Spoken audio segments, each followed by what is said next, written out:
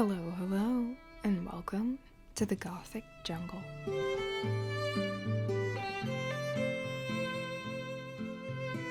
Grow lights are important and useful tools for every houseplant collector to become familiar with, as they help keep plants thriving, especially in winter when the days get shorter.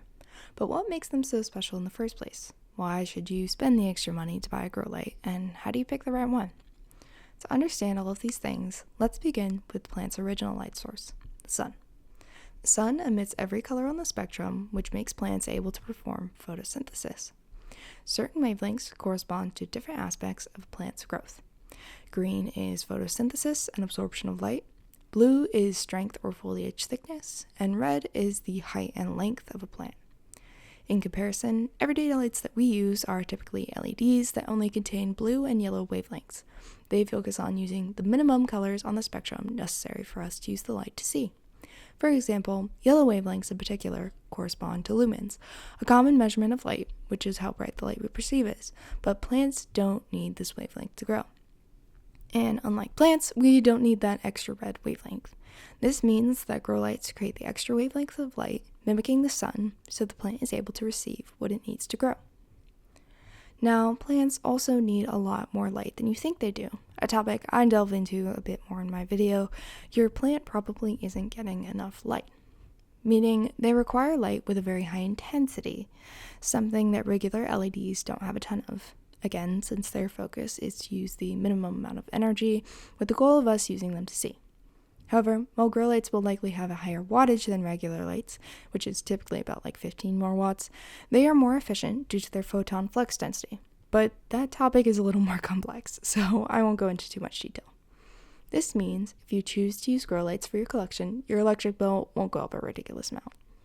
To know the intensity required for your plants, you can look up the required foot candles of light for the particular plant and use a light meter to compare the light it is currently receiving, if you want to be particular about it. So, now that you're well informed, how do you choose a grow light for your home? Honestly, my approach is to do as the plant YouTubers I watch do and look at brands like Soltech, SANSI, and Barina and see what's in my budget. I did splurge for my big grow light and I bought the Soltech aspect light since it has a really nice design. The light is relatively warm, so it won't interfere with the cozy vibe I try to create at home, and it casts a lot of light. However, I'm also excited because SANSI reached out to me after seeing my Your Plant Probably Isn't Getting Enough Light video, and they sent me a light to try out as well as a discount code for you guys to use. So I've seen a couple of other YouTubers I watch promoting this grow light brand as well, so I feel really cool. But I think it's also important to compare different grow light brands, so you're a more informed consumer. I have the 2-head grow light by SANSI, and I decided to put it under one of the shelves on my plant shelf.